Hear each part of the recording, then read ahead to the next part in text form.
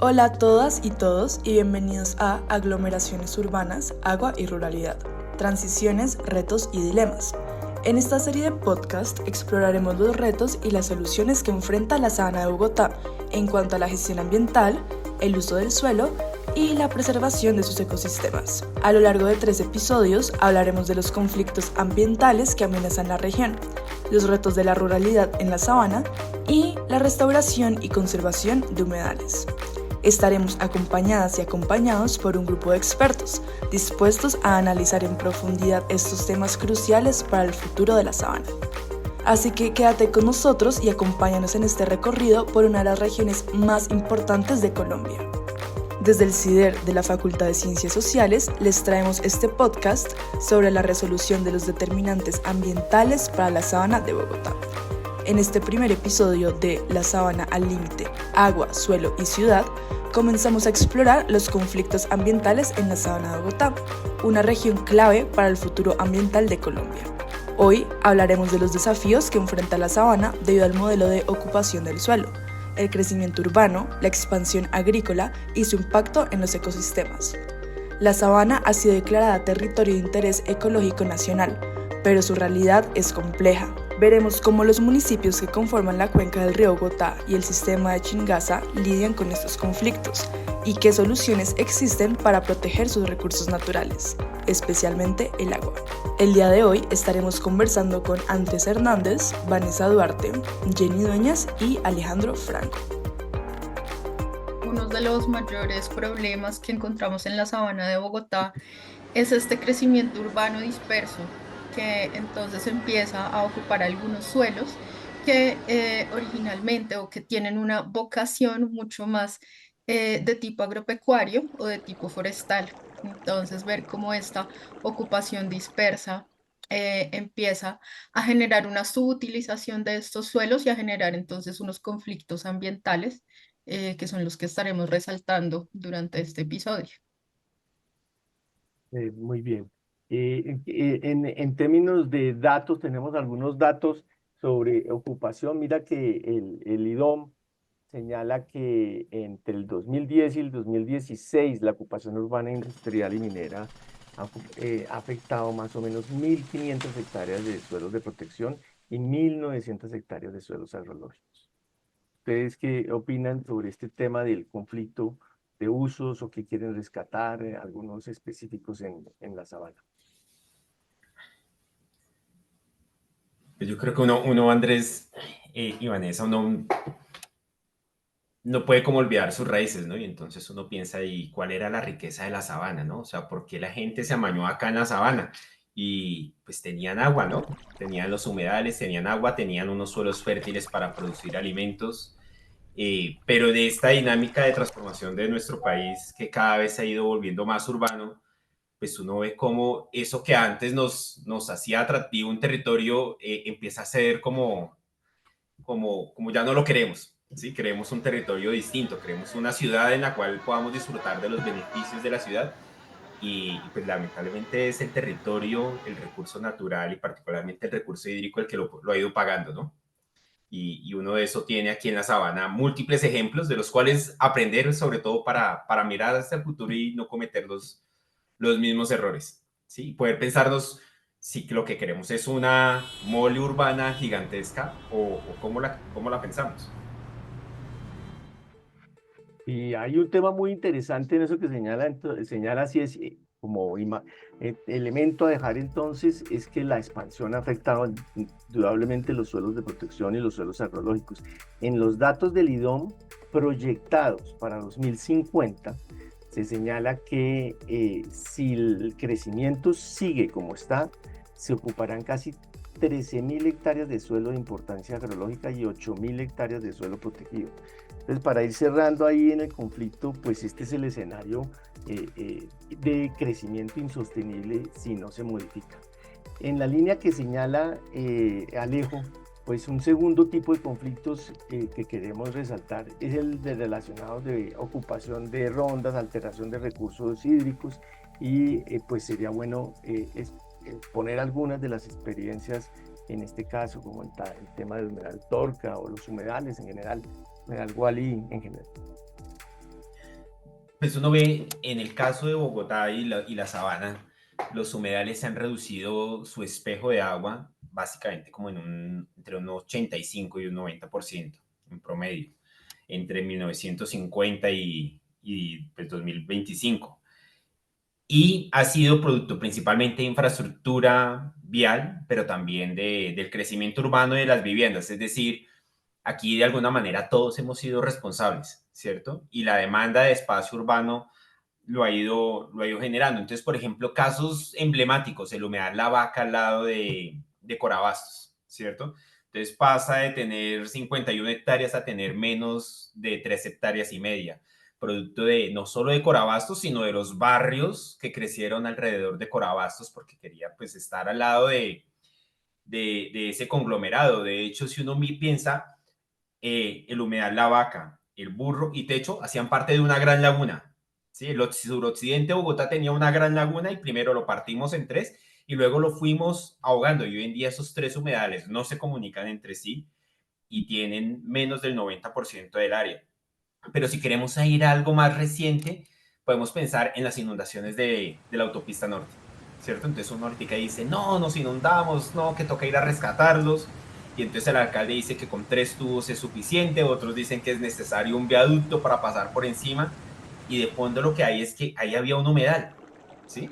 De hecho se conserva parte del humedal y la vía se construyó sobre el humedal y le quitamos básicamente el 98-99% del área del humedal.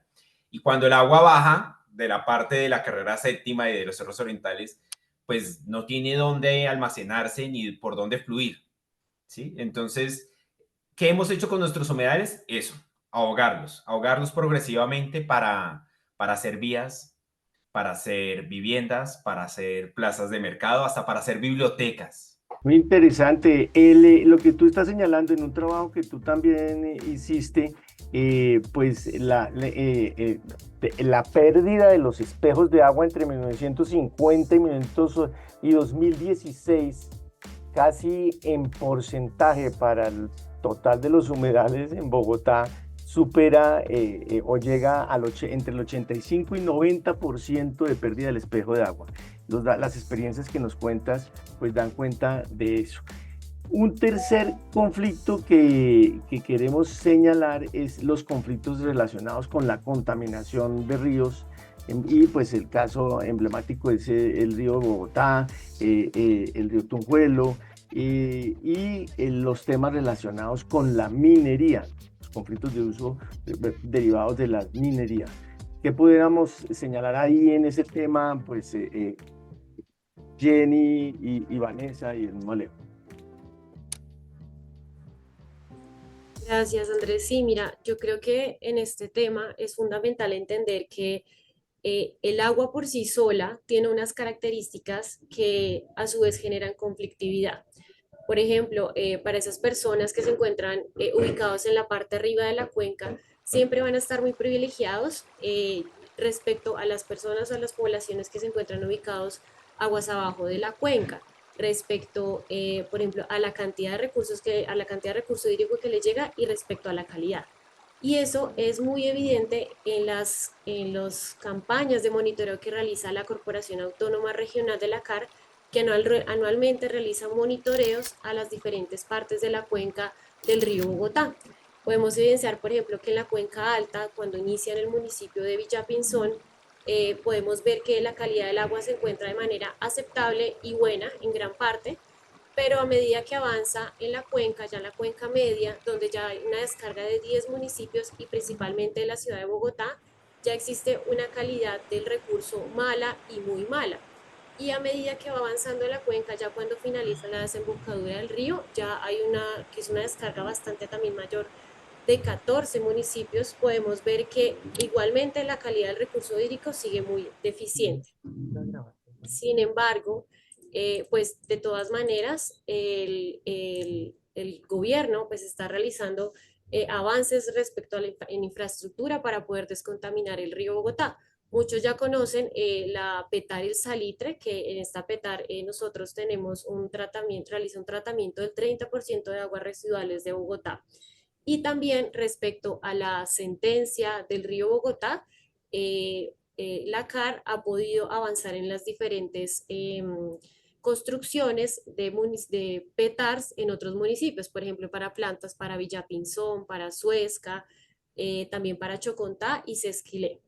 No obstante, es importante entender que, por ejemplo, para la construcción de la Petar Canoas, que se ha escuchado mucho sobre el tema, que han habido muchas trabas respecto a los conflictos entre el Banco Mundial, el Gobierno Nacional y gobiernos distritales, a la fecha, ya actualmente para este año, el acueducto ya anunció cuáles son las firmas precalificadas para la construcción y la operación de la Petar Canoas, que finalmente la construcción de esta Petar va a lograr tratar el 70% de estas aguas residuales en Bogotá y el 100% de la zona urbana de Soacha, que va a lograr avanzar en la descontaminación de nuestro río Bogotá.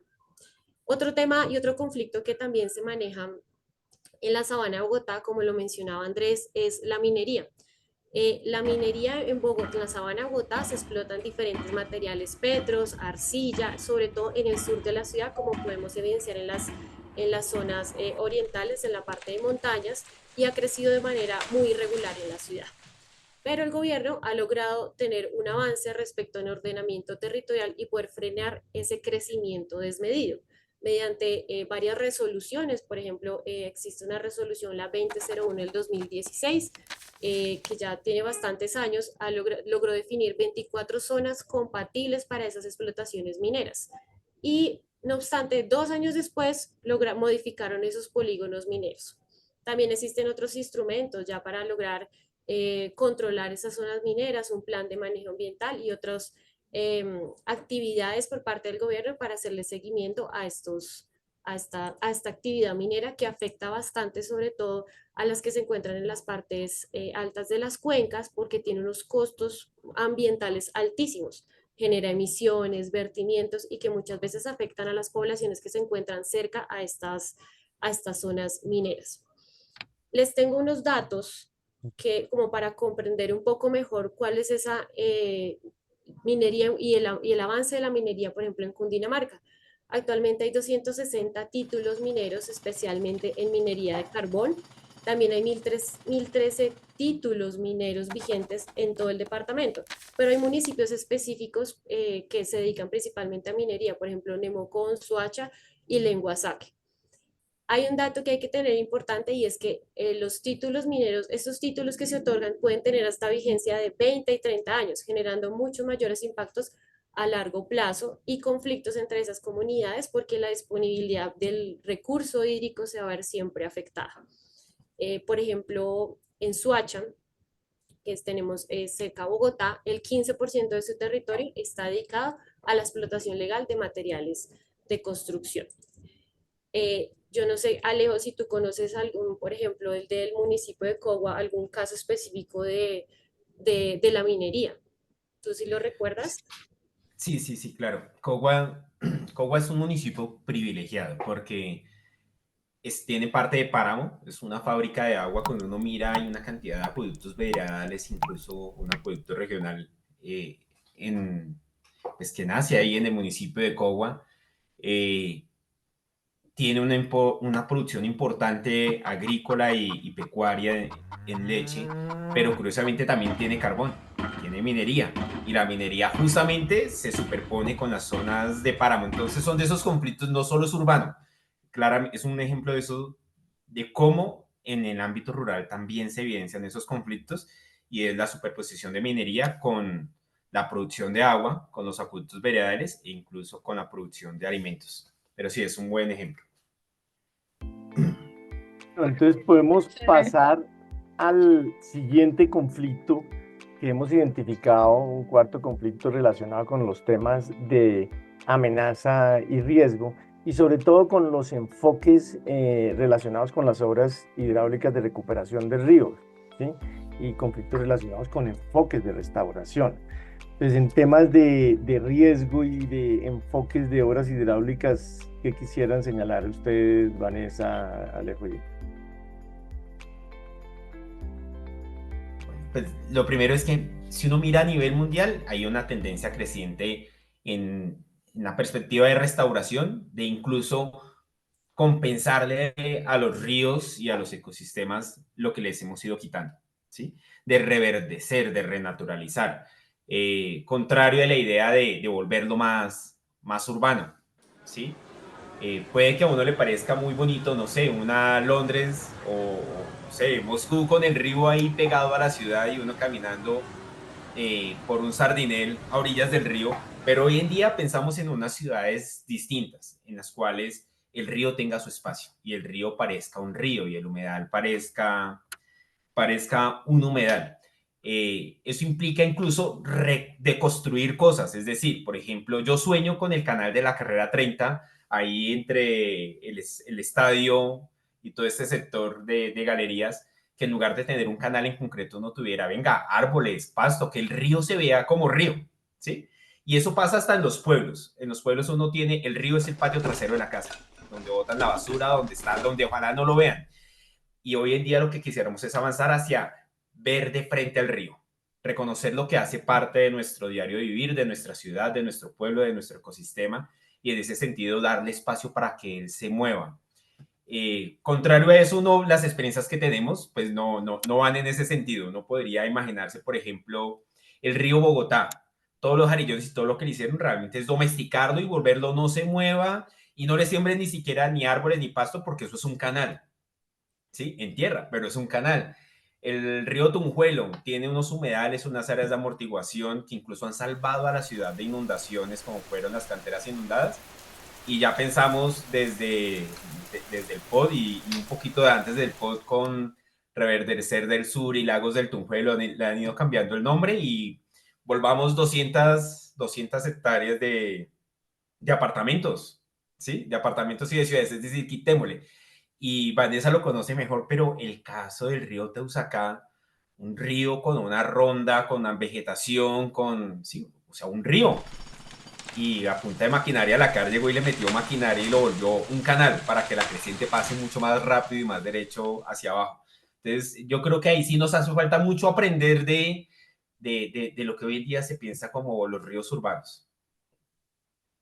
No sé, Vanessa, si tú quisieras contar algo del Teusaca o reforzar cosas y podemos de lo que pasó, de lo que está pasando en Tunjuelo también. Sí, a mí me parecen muy interesantes estos enfoques que Alejo menciona de recuperación de ríos, de no ver los ríos ya como canales y como desagües de las aguas de origen urbano, digamos. Ahí entonces recordamos toda la problemática que sucedió con las obras de adecuaciones hidráulicas que hizo la CAR en su momento y vemos entonces cómo existe una desarticulación a nivel institucional también y una desarticulación en las visiones de los ríos y de la funcionalidad que realmente tienen, ¿no? Entonces los vamos a ver como canales o vamos a recuperar esos espacios naturales del agua. Que como Alejo menciona, por ejemplo, el caso del río Tunjuelo, entiendo que es el río que más potencial tiene de recuperación natural en cuanto a los ríos de la zona, digamos, de la zona urbana de Bogotá, Y es ¿no? que Entonces es resignificar esos espacios del agua, resignificar la funcionalidad que le damos a los ríos y sumándole un poquito a este caso del Teusaca, entonces también ver cómo es un río que ha sufrido muchas modificaciones en sus meandros, en sus características hidráulicas. Y cómo entonces a partir de esto también surgen muchas iniciativas ciudadanas frente a la funcionalidad de los ríos y a esos valores ambientales. y, Fíjate, Andrés, que este tema de cómo el río, el valor, por ejemplo, del río Tunjuelo, yo digo, para mí es la Banderhammer del sur de Bogotá, o debería ser la Banderhammer del sur de Bogotá, nos conecta el páramo de Sumapaz con el río Bogotá, la parte alta con la sabana, eh, es un río, como dice Vanessa, tiene el humedal, el Tunjo, la libélula, tiene todavía meandros activos y meandros abandonados, eh, y sin embargo es un río que maltratamos mucho, ¿no? Desde que entra a la ciudad y lo primero que lo recibe es el vertimiento de Doña Juana, ¿cierto? Por fortuna en el Tunjuelo, la cuenca del Tunjuelo tiene unos de los alcantarillados más recientes de la ciudad, por lo tanto muchos de los vertimientos directos se eliminaron y van por un interceptor hacia la futura Petar Canoas. Y ahí también nos implica, hay cosas que parecen invisibles y todos podemos hacer cuando uno, pues cuesta, ¿no? Pero uno ve en el recibo de la luz tasa por tratamiento de aguas residuales. Y uno llega y dice, pero si el río no me queda acá, ¿yo por qué tengo que pagar eso? Y pues es entender que todos producimos agua residual y todos lo mínimo que debemos hacer es pues pagar para que esa agua residual se pueda tratar. Porque uno a veces cree que cuando baja cierra el grifo o baja la llave de la taza, ahí se acabó el problema. Y no, ahí realmente de pronto es donde empieza el problema. Sí, fíjate que ese, y antes de pasar al siguiente conflicto, este es uno definitivamente de los conflictos más intensos que hay en la ciudad y no lo vemos, porque en la cuenca alta se está haciendo adecuación hidráulica, no solamente en el río Teusaca para ampliar la capacidad hídrica del río para reducir y mitigar los riesgos de inundación mediante obras duras, sino que se está haciendo obras hidráulicas en el río Chicú, Subachoque, Frío y La Quebrada, y la CAR pues asegura que tiene autonomía para hacerlo. Pero como decía Vanessa, los actores, las veedurías sociales, pues plantean y las investigaciones técnicas de avanzada plantean los riesgos y las limitaciones de esas obras, como ustedes señalaban, y es que las obras dejan a los ríos completamente desnaturalizados, destruyendo completamente su capacidad de regulación y sus ecosistemas acuáticos. Y las intervenciones pues consideran a los ríos como canales de agua, que es una visión, como tú lo decías, Alejo, del pasado, destruyendo entonces la conectividad ecológica. Pero no solamente pasa en la cuenca alta del río Bogotá, que es ya inaudito, sino también en el caso del río Tunjuelo, como ustedes señalaron. El POT, el nuevo plan de ordenamiento, el decreto 55 del 2002, acoge la resolución de la Secretaría de Ambiente del 2019 que redujo la ronda del Tunjuelo, además en forma ilegal, desconociendo la normatividad nacional, y esa norma redujo la ronda del río Tunjuelo casi en 200 hectáreas, ¿sí? Con las implicaciones que tiene y que tú señalas. Entonces, ese es definitivamente un conflicto que no se ha adquirido total conciencia en la ciudad y que es importante resaltar. El Y que se quinto nos con- revierte, Andrés. Se y nos que revierte porque es curioso. Uno debería poder, o sea, qué rico vivir al lado de un río, pero en nuestras condiciones uno, ojalá lejos del río, porque el olor, porque me inundo, porque sí, o sea, una cantidad de temas. Y lo que tú mencionas, le quitamos espacio al río y luego el agua llega, no cabe y se inunda, se desborda, ¿cierto? Se desborda. Y entonces vemos el río como un problema y hace parte de nuestra historia. Yo recuerdo mucho la historia del río San Francisco aquí en el centro, como el año 1919, y sale una ordenanza de aquí de Bogotá, del Consejo de Bogotá, diciendo que la Atenas latinoamericana se merecía algo mejor que esa alcantarilla nauseabunda que pasaba por el centro de la ciudad. Y decidieron taparla. Entonces nos aprovechamos del río, luego lo tapamos y luego no existe. Entonces es parte como de esa herencia ancestral que necesitamos poder cambiar, necesitamos pensarnos distinto. fabuloso. Hay dos, no Es sé, una autodestrucción. y además otro tema que se nos queda por fuera porque está más, no estamos en el tema de propuestas, ahí se hizo una propuesta con todos más de 600 líderes, unas 10 plataformas sociales, una propuesta de corredor ecológico, pero habrá otro para hacer la recuperación y restauración del río en el borde sur. Un quinto conflicto, pues, es el que tiene que ver con infraestructuras y áreas de importancia ambiental o conflicto entre infraestructura y aptitud agropecuaria, que es el caso de la Van der Hamen, ¿no? Y un último que tal vez quisiéramos enfatizar es el conflicto relacionado con la vulnerabilidad climática. Por tiempo, pues podríamos decir rápidamente, poner sobre la mesa el conflicto de infraestructura, casi el 83% del presupuesto del distrito está, y el distrito y la región, afortunadamente, tiene grandes apuestas de infraestructura, sí, de movilidad y infraestructura energética, pero se están planteando como propuestas que en su diseño entran en conflicto con el tema hídrico, con el tema ambiental, con los suelos rurales.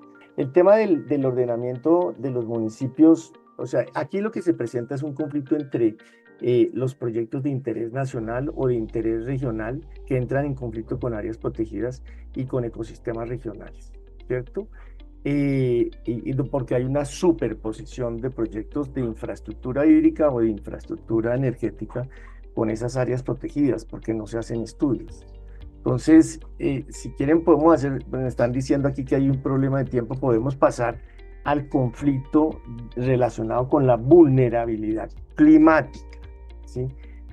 La idea acá es que podamos conversar sobre la vulnerabilidad hídrica y la alta sensibilidad ecosistémica de la sabana de Bogotá y los riesgos de desabastecimiento que hemos vivido en la ciudad y que está viviendo la ciudad.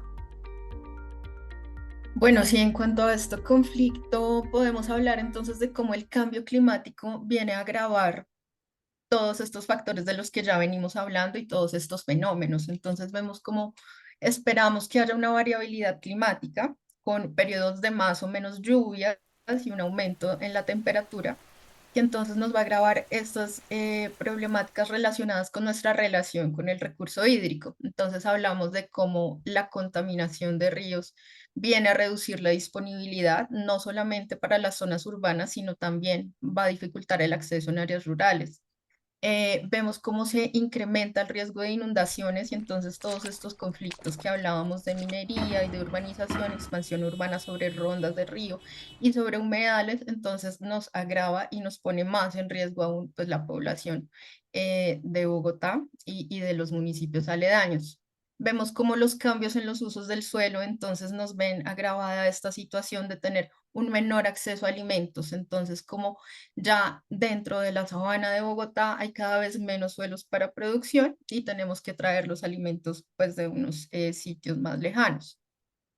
En este contexto, entonces, creo que es importante ver también cuáles son los actores, ¿no? Y cuáles son los actores no solamente relacionados con el ordenamiento territorial, sino también con la gestión del agua. Entonces, vemos allí a la empresa de acueducto de Bogotá, a la Corporación Autónoma Regional, a los municipios y encontramos otros actores ya como el Ministerio de Ambiente que entonces intentan poner un orden a cómo es la planeación en la sabana de Bogotá y cómo esta planeación entonces puede redundar en una mayor o menor disponibilidad del recurso hídrico, ¿no? Que está muy relacionado con las problemáticas que estábamos hablando.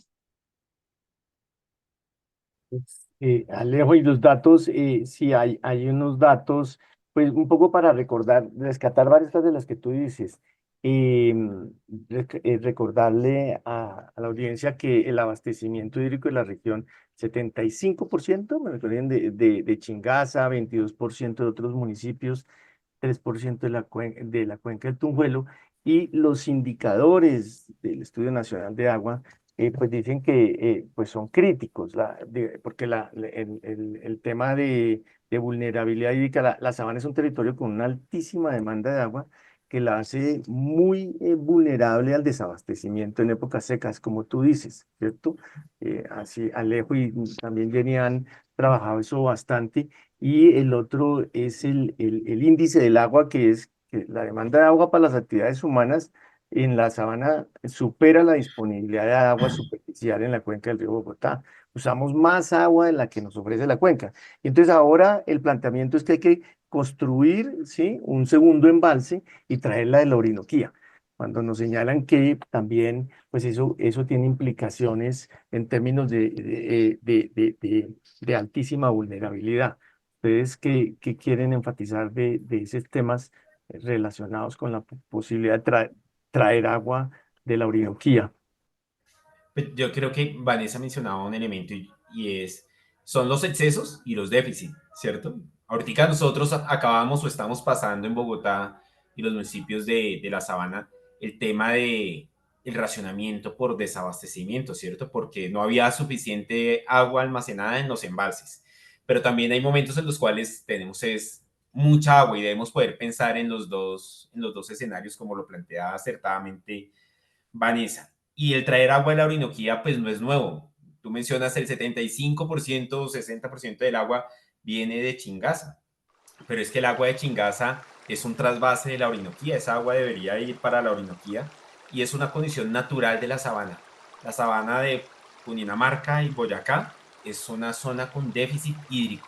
Puede que en algunos momentos haya mucha agua, pero es recurrente que haya escasez de agua, que haya déficit hídrico para actividades agrícolas, para actividades urbanas, y eso nos pone de frente la pregunta de qué tanto necesitamos crecer, ¿cierto? Y qué aguanta realmente el territorio, porque podemos traer más agua de Chingaza y hacer Chuza 2, y cuando esa agua no sea suficiente, ¿de dónde la vamos a traer?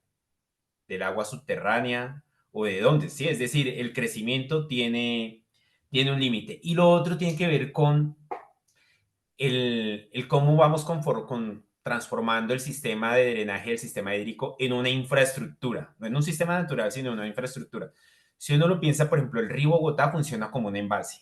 Tenemos los embalses arriba, operados por la empresa Energía Bogotá, por ejemplo, que van descargando agua de manera controlada hacia el río Bogotá para finalmente en las compuertas de Alicachín, en Soacha, remansarlas y hacer un embalse dentro del cauce, bombear al embalse del Muña y desde ahí generar energía. Es decir, el río Bogotá funciona como una infraestructura y entonces cuando uno dice, venga, pero ¿por qué no abrimos las compuertas y dejamos pasar agua? No, es que toca generar energía, ¿cierto? Es que necesitamos agua para eso. ¿Por qué no le das más agua a la empresa Acueducto del Río Bogotá? No, es que hay otros usuarios, como por ejemplo la generación de energía. Entonces, es como vamos transformando también el sistema de drenaje en un sistema, en una infraestructura, ¿sí? Entonces, debemos poder pensarlo de manera articulada y incluyen cosas incluso como lo del riesgo. Fíjate la falsa idea de seguridad. Construimos jarillones en el río Bogotá y entonces decimos ya el río Bogotá no se desborda. Ahorita el problema es sacar el agua que llueve dentro de la ciudad para poder sacarla por encima del jarillón y devolvérsela al río Bogotá. Algo que ocurría de forma natural. Entonces yo creo que esta reflexión realmente nos lleva a esa. ¿Qué tanto necesitamos crecer? ¿Cuál es el modelo urbano? ¿Qué tan denso, qué tan disperso lo queremos? ¿Y cuál es el límite para poder saber qué podemos hacer? Y indudablemente, y Vanessa dijo otro tema que yo quisiera como reflexionar antes de terminar y sacar conclusiones, y es el tema de las relaciones urbanos-rurales, porque la sabana tiene indudablemente un aumento significativo en los últimos 20 años entre los suelos de actividades no agrícolas y agrícolas en zonas rurales y zonas de transición urbano-rural, la pérdida, los datos sobre en los análisis de cobertura de tierras que muestran los cambios de uso del suelo entre el 2000 y 2018 en la sabana, muestra que los territorios agrícolas se han reducido en sus áreas en un 11%, ¿sí? Y los territorios artificializados, que son zonas urbanas, industriales, comerciales, de infraestructura, de extracción minera, han aumentado en un 48%. Y en esa línea, las áreas de mayor importancia agrológica, que es donde están los mejores suelos para la producción agropecuaria, se han venido reduciendo. Y entonces, y tenemos una región metropolitana, digamos así, la planeación territorial de carácter metropolitano en la sabana no ha incorporado la ruralidad como un tema importante en todas sus fases, ¿sí? De hecho, el área metropolitana, la región metropolitana, no tiene como hecho metropolitano para hacer la planificación ni el agua como hecho metropolitano, ni el hecho metropolitano de los territorios rurales agropecuarios, ¿cierto? Entonces falta una claridad sobre cuáles son las particularidades de esos suelos rurales agropecuarios y hay una dispersión de orientaciones y de normas en los POT de los municipios respecto al componente rural. Entonces, cuando se plantea que hay que rescatar el componente rural, se hace un llamado a decir de que se está frenando el desarrollo urbano, de que se está amenazando, sí, el desarrollo de equipamientos, de colegios, de que sí, y se olvida que la sabana tiene también vocación agrícola y que es importante enfrentar esa dispersión y atender lo que la UPRA, la Unidad de Planificación Rural Agropecuaria, están planteando. No sé, Vanessa, si quieres enfatizar más en eso o ya por ese lado podemos ir cerrando, porque ese es uno de los conflictos que queríamos enfatizar también.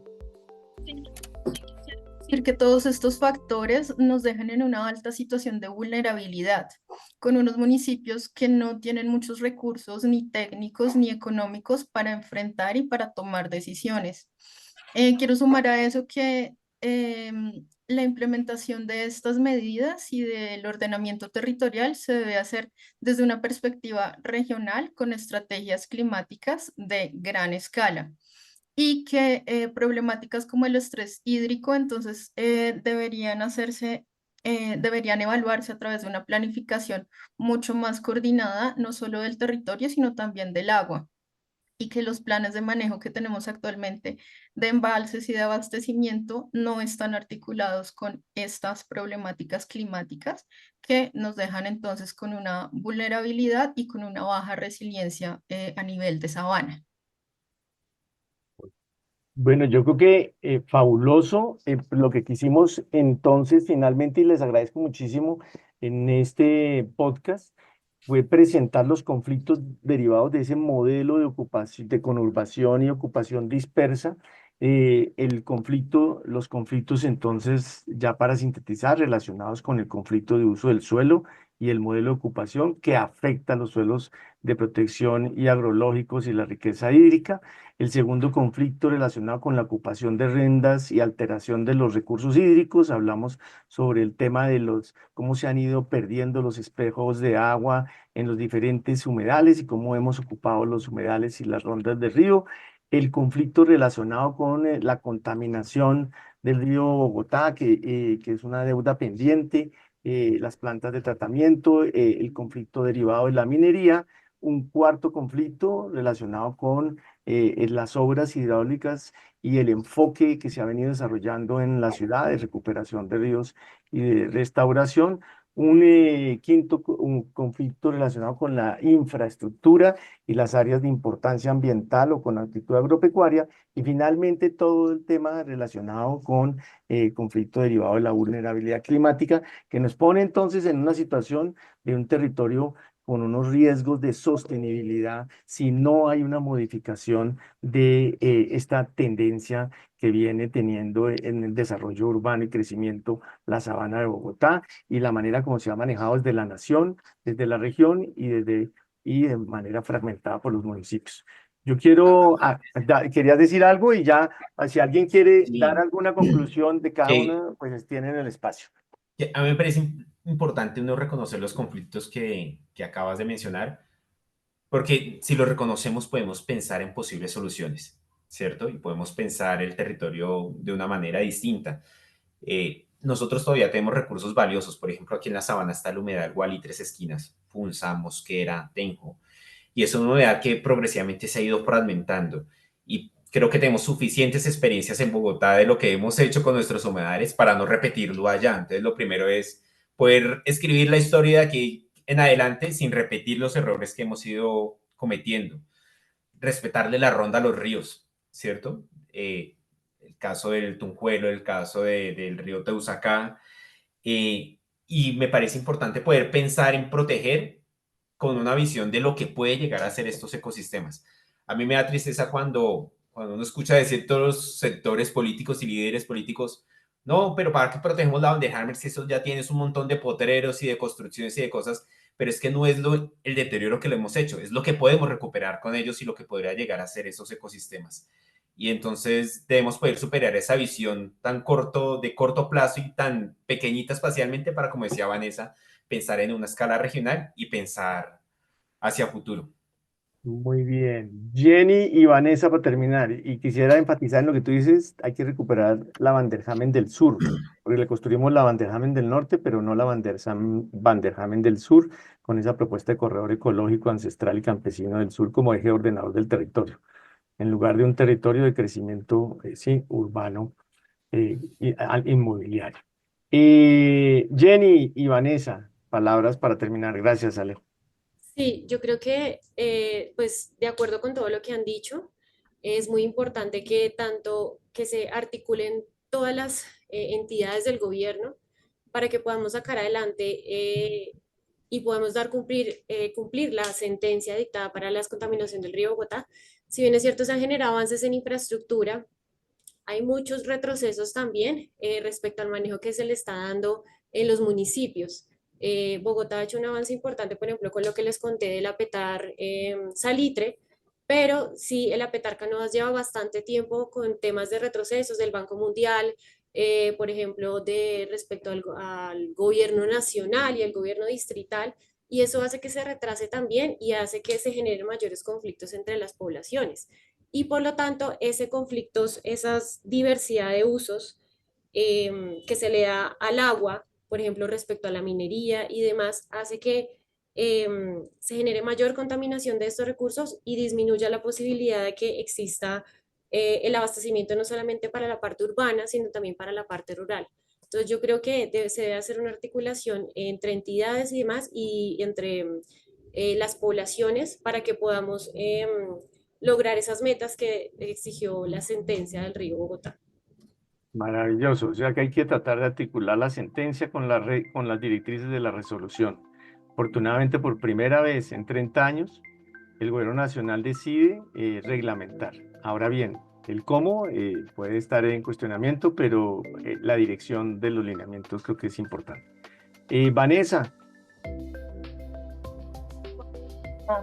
Creo que se necesitan estrategias regionales para reducir la vulnerabilidad de este territorio. Entonces ya en siguientes podcasts estaremos dando las claves de cuáles son esos pasos a seguir.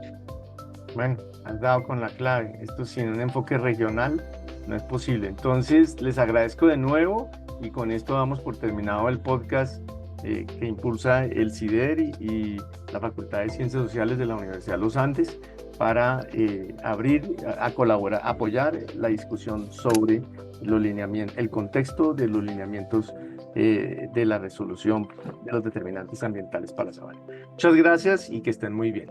Y así llegamos al final de este episodio, la sabana al límite, agua, suelo y ciudad. Esperamos que esta conversación te haya dado nuevas perspectivas sobre los complejos desafíos ambientales de la sabana de Bogotá.